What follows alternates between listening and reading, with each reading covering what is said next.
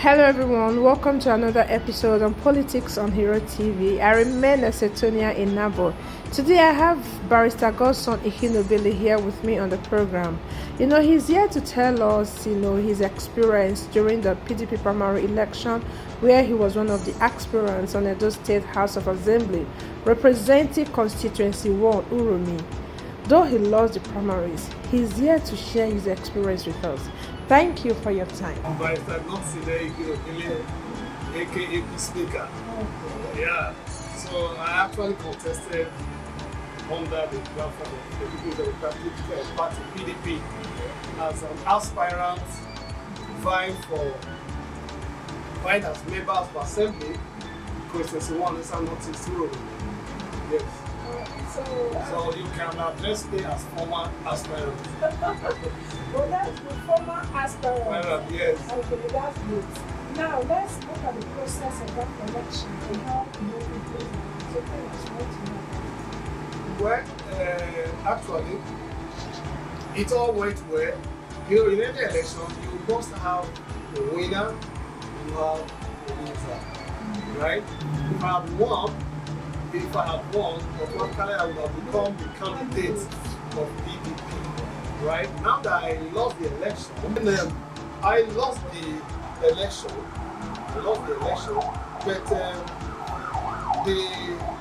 to one of my brother, there were about 8 aspirants that have contested for constituency 1 Eastern Northeast, and even if 1 million persons contest, dragging for a position, 1 person was to have it. But the beauty of it all was that the beauty of it all was that we, the aspirants then, as of then, we were about 8. We were about 8 aspirants, and we were showing this brotherly love to ourselves, and we were moving in unity of purpose, we were discussing together. We had the common WhatsApp group, we discussed. Then, we were visiting each other, we were exchanging views. Yeah, thank you. You see, that's why, like, some of us, as it is, we're in politics not for personal gain. Not for personal gain. We just agreed, how do we change the narrative? How can we move from the old way? How can we shift? How can we just make the bad shift? So that's what we're trying to do. And I'm so happy that all of us that came out, we have that like mind. And everybody have a beautiful program, beautiful ideas, how Uromi will be developed. You know what I'm saying? So with that, when some of us lost out, like me personally, I have to congratulate the guy that won. Another calm, handsome guy, and he had a very good project in his mind as well.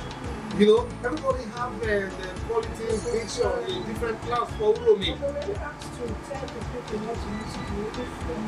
Yeah, definitely, because when you are meeting people, having meeting from each ward, you have all the executive meeting, you having the executive meeting from Ward 1. If you are having a meeting in Ward 1 and you're campaigning in Ward 1, all the executive will come together. You have women leader, you have youth leader, you have a chairman of the ward, you have the vice chairman, you have all of them, you have the secretary and all the rest. So they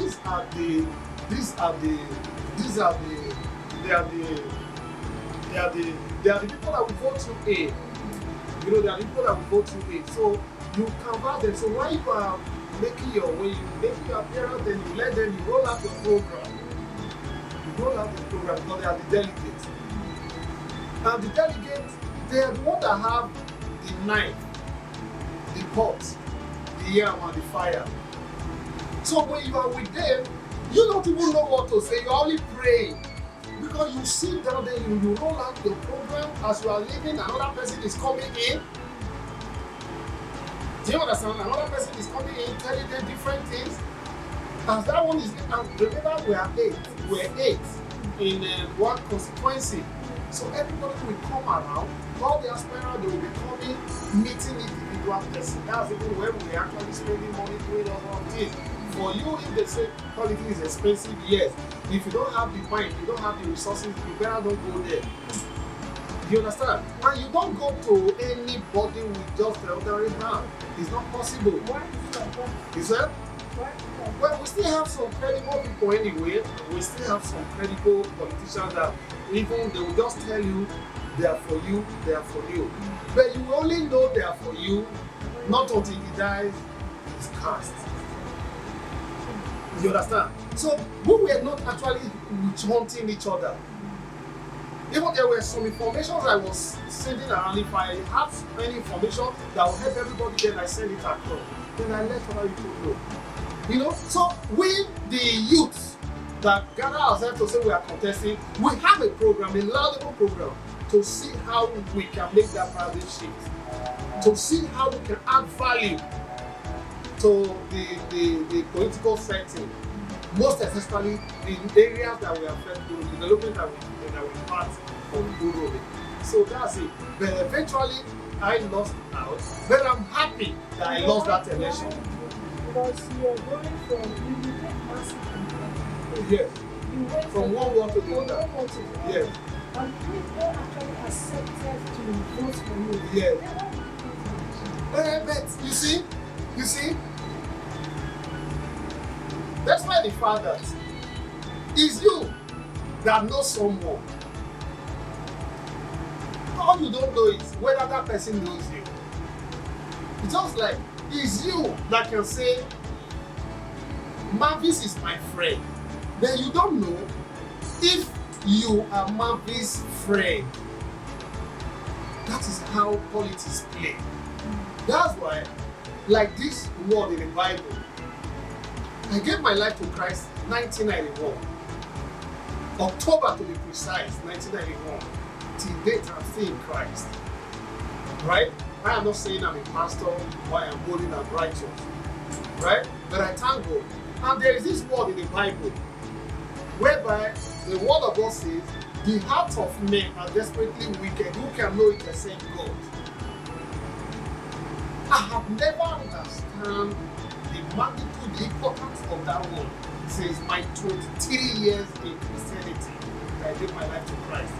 It's just the politics we played a few weeks ago that I got to know the meaning of that word. Which means if anybody is looking at your face, dining with you, eating with you, planning with you now, giving you all the hope, planning with you, telling you, have you visited this, have you done this, have you done this, the person actually have plan B against you. So if anybody is telling you, yes, I will give you my vote, I will support you, you better be careful. Again, I was naive. But as we speak, I'm a professor in politics. Well, in that time, when you said you have spent 23 years in politics. No. See, not really. No, I have not. If you are saying. As in with PDP. No, with PDP. I said PDP came in 1999. 1999, I have been participating, but not as contestant. Yeah, you just contested. Yeah, this is my first time. And then you've had the experience before. No matter the experience you think you have as ADET member, when you are a member of PDP, you're supporting a PDP, you're supporting your party, right? You think you know it all. You think you know the nitty-gritty of any political party. You are deceiving yourself. You know nothing. Do you understand? When you are having that mind that have been a PDP or have been a social party for decades, therefore when I come in, then automatically then you win the heart of everybody, then you feel the ticket is a lie, you deceive yourself. That's why I said, like the Bible, I refer to the Bible, who says the heart of men are definitely who can know it except God, because the heart of men are wicked. Do you know someone will show you a white handkerchief, will tell you, look at this white handkerchief. Be careful not to collect it and be thinking someone is offering you white handkerchief. Please go behind the scene and see, you see the cloud behind this darkness. In politics. It's only politics you know the definition of white handkerchief, or you know the definition of white paper. In politics, you are seeing this as white. You with your two naked eyes, you presume this is white paper, right? Eh? Then be careful not to accept in your heart. Be careful not to grab it like that because you feel it's white. So you go extra miles to sit behind the scene. Okay, look at it now. You can see something is written behind. You can see. But right here is pure white. So it's plain. So that is politics for you. Let me shock you. I have someone, I wouldn't mention the word now. I wouldn't mention the word. You know, I told you, Confession 1, word 1, 2, 3, 4, 5. Right? So I have someone who is even a pastor, one of the delegates. When he saw me, he piqued interest in me. He told me, he said, man, I like you. I like your vision. I like your programs. I like everything about you. Most especially that you are even a lawyer. You understand what I'm saying? You know what? I will support you. I don't even need your money. I don't need anything from you. My spirit told me to support you. In that case, we will work together and I will work with you. I said, oh, thank you, sir, thank you, sir. I almost knelt down to thank you. He said, no, get up. I've already accepted to work with you. I said, okay, you know what, play down. 3 days before the election, he placed me on fasting and prayer. He said, let's pray together. Then, the day of election, we will break the prayer. We will round up the prayer together. I said, okay, thank you.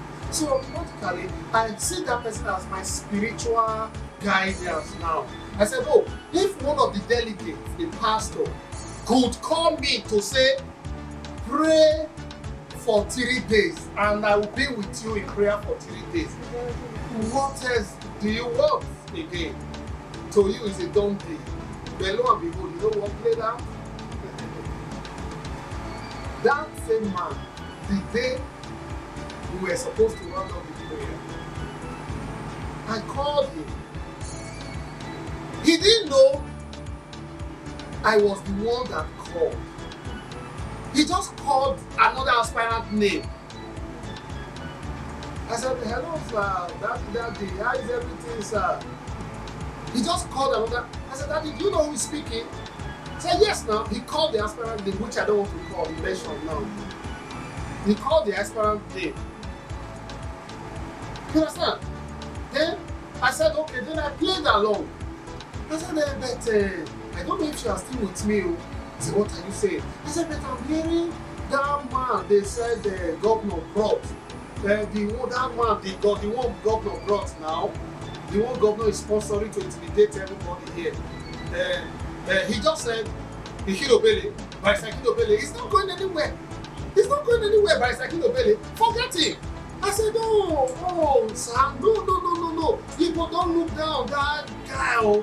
Because I even heard there are some people are saying governor gave me, governor is backing him and all. And I was told he visited you yesterday.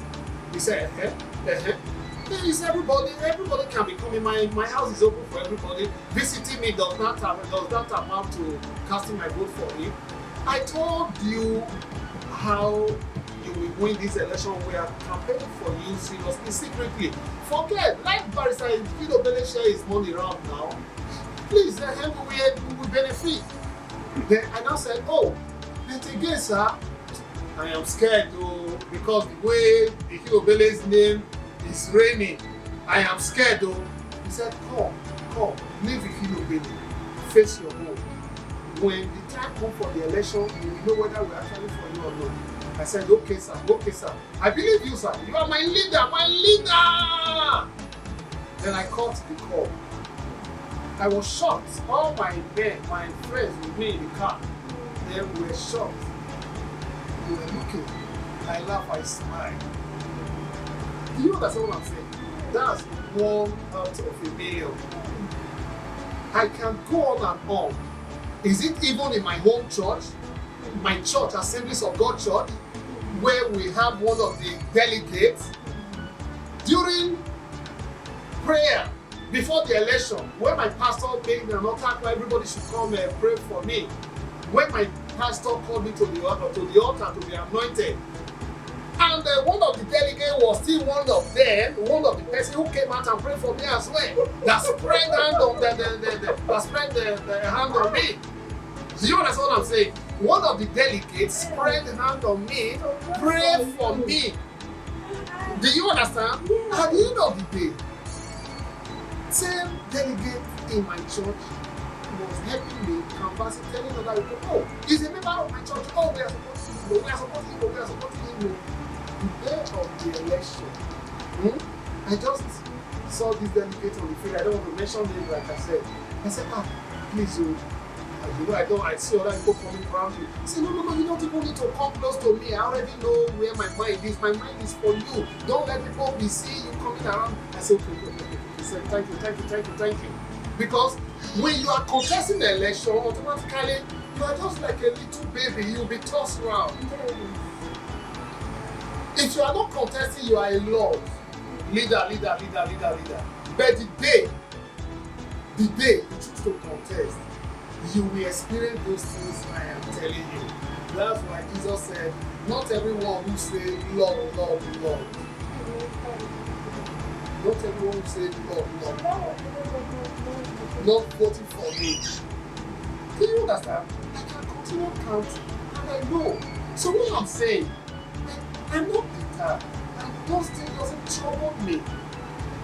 It was an eye-opener. I said, God, I thank you that this thing happened. How come about people say that the governor brought you? The governor brought me? Well, they say governor brought me probably because they see my popularity. They see my laudable program. So anywhere I go, I refuse to be intimidated. Except you don't give me room to talk to you. If you give me room, if you genuinely give me room to talk to you, I will tell you my program without looking at the paper. If you organize a meeting for me, you want me to come, call me. I will not look at anything. Any person, any politician who reads from the book, right, does not have a program in his heart, in his or her heart. Any who reads from the book, that will be addressing the people, you are rolling out your program and you are looking at the paper. You are not genuine. You just like your personal aid just put them together just for you to have something to say to the people. You that have the genuine interest and you know why you are in politics, before you made up your mind why you choose to contest, everything will be in your head. For instance, I know the problem that is ravaging my constituency. And then, while I was campaigning, contesting, I was not campaigning, just contesting. I didn't see myself coming out from constituency 1. Like I told you before, Uromi have 2 constituencies. Esa Northeast, Uromi and Uromi and the Uzea have 2 constituencies. We have constituency 1 and constituency 2. But I was telling people, you see, my interest is not constituency 1. Yes, constituency 1 will be the vehicle that will take me to Benin. Right? Then my entire interest, my general interest is the entire Uromi. Then I roll out so many programs. I said, come. I told the people, I said, we have Casavita project that have long been abandoned that was started by the radio years back, over 23 years ago. And nobody's talking about that. But what I'm trying to tell you, my dear sister, that all the program, what I have in mind, the vision. If I have a vision, if you have a dream, do you need to write your dream out? You don't need to. You know the day, okay, see, you are a married woman, your daughter or your son is 50 years old.